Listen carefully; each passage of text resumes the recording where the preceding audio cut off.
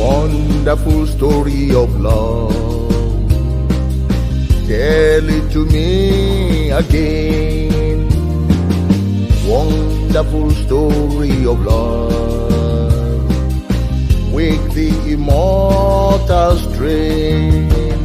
Angels with rapture announce it. Shepherds with wonder receive it. Sinner, who won't you believe it? Wonderful story of love. Wonderful, wonderful,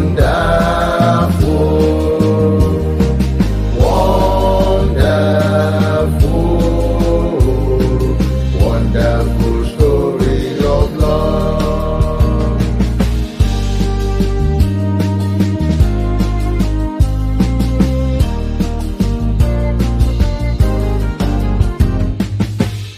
Ìtàn ìyanu ti fẹ́ sọ fún mi lẹ́ẹ̀kan sí i. Ìtàn ìyanu ti fẹ́ ẹgbẹ́ orin lọ́gà. Àwọn áńgẹ́lì ròyìn rẹ̀, àwọn olùṣọ́sí gbàgbọ́. Ẹlẹ́ṣẹ̀ ìwọ kí o gbọ́, ìtàn ìyanu ti fẹ́. Ìyanu, ìyanu, ìyanu, ìyanu, ìyanu, ìtàn ìyanu ti fẹ́.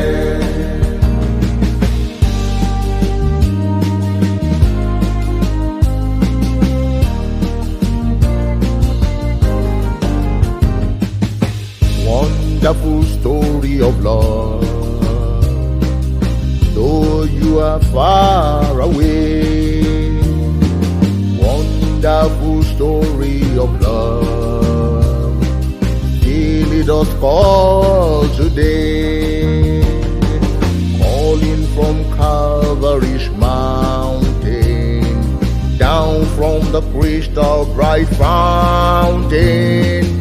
Here from the dawn of creation, wonderful story of Lord, wonderful, wonderful, wonderful, wonderful, God's story, wonderful,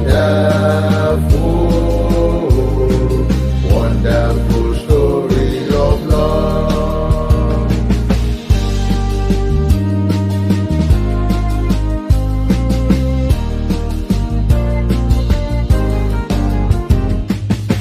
Ìtàn ìyanu ti fẹ́ bí wọ́n tilẹ̀ ṣàkó. Ìtàn ìyanu ti fẹ́ síbẹ̀ ó ń pè lónìí. Látòrí òkè Kálvárì, láti orísun dídán ni, láti ṣẹ̀dálẹ̀ ayé. Ìtàn ìyanu ti fẹ́. Ìyanu, ìyanu, ìyanu, ìyanu, ìyanu, ìyanu, ìtàn ìyanu ti fẹ́.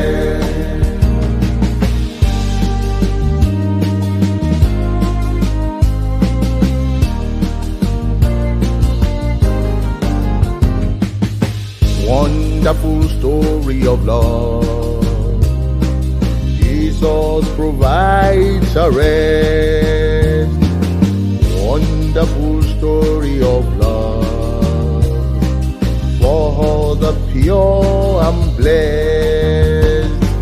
Rest in those mansions above, with those who've gone on before us, singing the rapture was chorus. Wonderful story of love, wonderful, wonderful. Tell me now, wonderful, wonderful story, wonderful, wonderful story of love.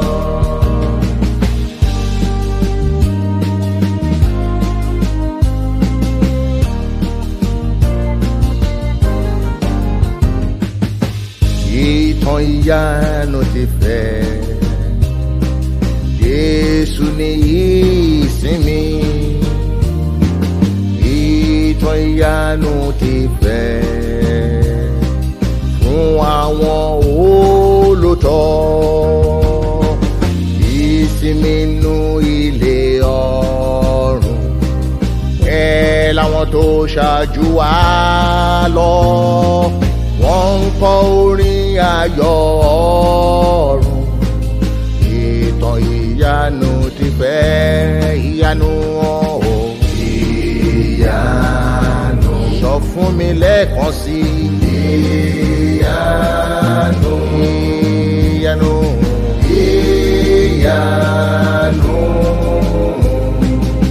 Ìtàn ìyanu ti fẹ́.